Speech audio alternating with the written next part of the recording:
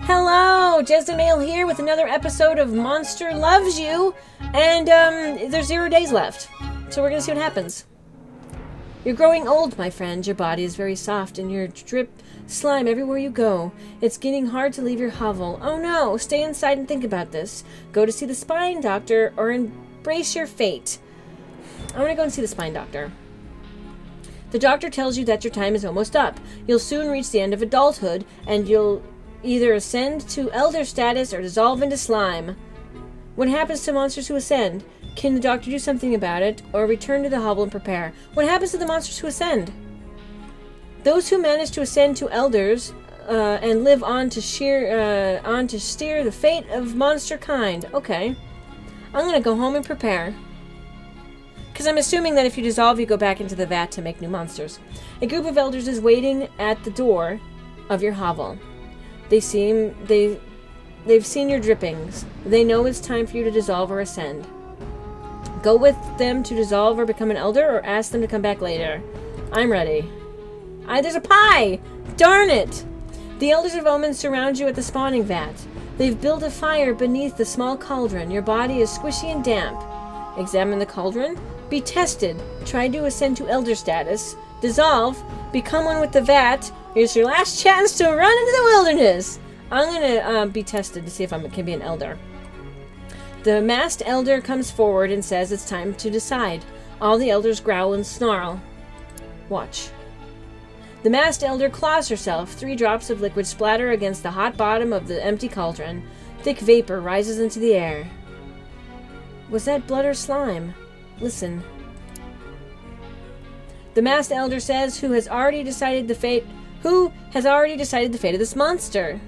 Wait. A few of the elders approach the cauldron and add fluid to the collection. The liquid begins to bubble. Wait. The masked elder has placed 5 flat stones on the ground before you, and 3 shells. She says choose one. Chance will guide your claw. Look at the stones, or pick up a stone that looks good. I want to look at the stones. Each stone is stained with an old blood and polished by the touch of many a paw. You can't tell one stone from another. Okay. Pick a stone that looks good. Cheat and peek under the stones affected by honesty, or resist the temptation. As you reach for the stone, someone shrieks in the distance. All eyes turn in that direction. I'm just going to resist the temptation. You wait for a moment, and the shriek dies away. All the elders turn back to watch you. Choose the next stone. The other side of the stone is etched with a crude glyph. It shows a monster holding one claw up, speaking intently. Is that intently? The masked elder says, honesty, but you have just passed that test. Choose the next one. The other side of the stone is etched with a crude glyph. It shows the monster facing down a human. The masked elder says, we will test your bravery. Be tested. Oh gosh, okay, the elder sticks dry leaves in fire until it grows too huge and hot. They remove the cauldron and retreat before the roaring flames one by one until only you remain. Try to test it, requires bravery, or dance through it. 50% chance you will die. I'll test my bravery. It's hot, very hot, and your body begins to pull away on its own. You gather all your will and remain in place. Your excess slime begins to dry out and crack. But as the fire dies down, you're still here! Woohoo! Woohoo! Several monsters howl their approval and step forward, adding more fluid to the iron cauldron. Approach the cauldron. You hold the cauldron, which contains the Potendious infusion. It's heavy. Look in the cauldron. Drink the cauldron! There's enough blood in it, you'll ascend. It looks quite full. There's far more blood in it than slime. Oh, cool. Okay. Respect. You drink the bubbling cauldron concoction. You belch and howl. Your body solidifies almost instantly. You're an elder now. Okay. 100%. 100%. Actually, you're now an elder. Here's how you're doing. That's pretty good. Yep. You are now an elder. You are welcome in Zinzak, the oldest monster towns. Okay. In this stage of life, If you play your cards right, you'll be able to affect both the way monsters and humans, both the way monsters view humans and vice versa. It's your power of persuasion. Use your powers of persuasion wisely. Where am I at? Is this me? Is this me? No, that's me. Look how small I am right there compared to everyone. We have politic and journey to Carmen. I had 20% humans and 20%... What is this? This is how the monsters think of humans. When the eventful conflict comes, they will decide how monsters act. The current score is 20 out of 100. Monsters dislike and fear humans, but you can change this. I have 14 days left to try to make them like each other. Alright then. We have this dude here, and this dude here, and this dude here, and this dude here, and me. So let's journey. We're gonna do the hug. You're hiding in a shiny wood building. 2 humans are holding hands in front of another human. Aha! He makes a lot of noise about witnesses. The other 2 look around disappointed at the empty room. You pull your hat over your head to offer to be a witness. Oh, are they getting married? Oh! They're delighted. The humans are taking turns talking. Ah. And talking. Huh? And talking. Ugh. And? Talking? And eventually 2 holding hands make kissy faces at each other. The sign of paper and hand it to you. Take the pen and do the same. You make a pretty squiggle. Beautiful. The pair of thanks you profusely. And you bow. Whoops, the hat fell off. All exposed!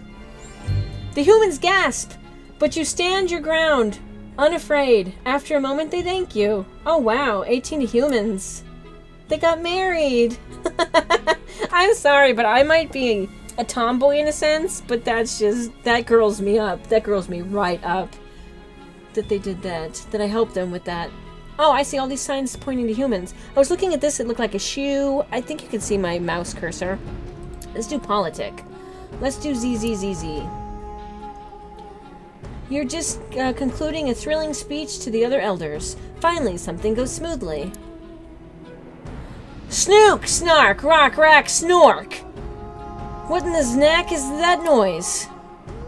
Old Hamfrag fell asleep in the middle of your speech again. His pig-like snout and 4 nostrils give the snores of a pugnant? Pugnant is thunderous quality. Is that pugnant? I don't think that's pugnant, because pugnant is a smell, isn't it? Cough. You'd have better success whispering at the moon. He keeps snoring. Talk louder to be heard over the snoring. Hamburg wakes up. He looks around and says, you know, humans are pretty nasty. They have sharp rocks and cut things with it. They also kill each other all the time. Explain that humans don't do that to everyone. Requires honesty. Establish authority by fighting him. Or agree that the humans are primitive creatures. I'm going to explain that not all humans do that. Ooh. Oh, wow. So it's based on your role, too. Okay. You speak, but nobody believes you. The fickle monsters are more willing to trust Hambrag's old tales than trust you present to them. Okay? That's fine. You're a douche. Nobody likes you. Let's go back here. Maybe the humans will like us a lot more. Skull! You see bolts of lightning hit a stranger out on a wolf? And investigate. From inside the house, you hear a shout, "Live! Live!" Followed by maniacal laughter. Oh, I know where this is going. What's going on? You listen in the window and hear a maniacal rant. The human in the building is a creature out of other humans. Dead humans. That sounds familiar. Stop the human from making the creature. Help the human with his creature. It could be fun. Or consider what you've heard. Consider what you've heard of such things. I'm gonna see if it'd be fun.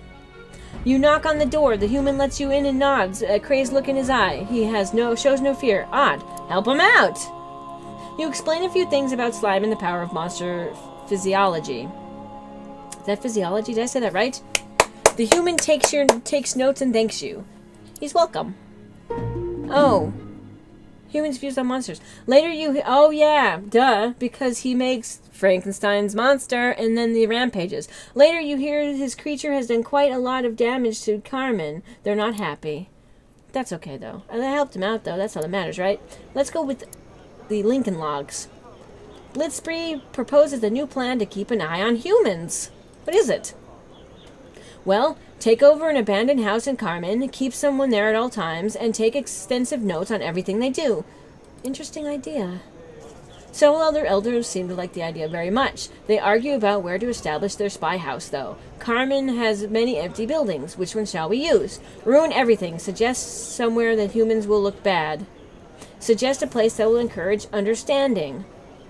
Fools! We need many eyes and many buildings!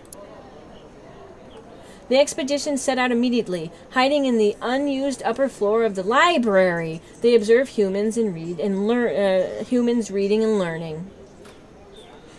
Library. Make sure they see that humans are smart. Nobody seems that impressed. You realize too late that you directed them to a hiding place above the library toilet, not the rooms with the books. Oh, I'm getting bad rolls.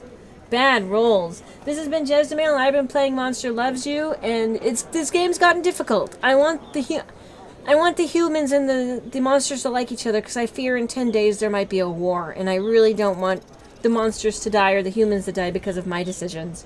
I will see you next time for another episode of this. Goodbye.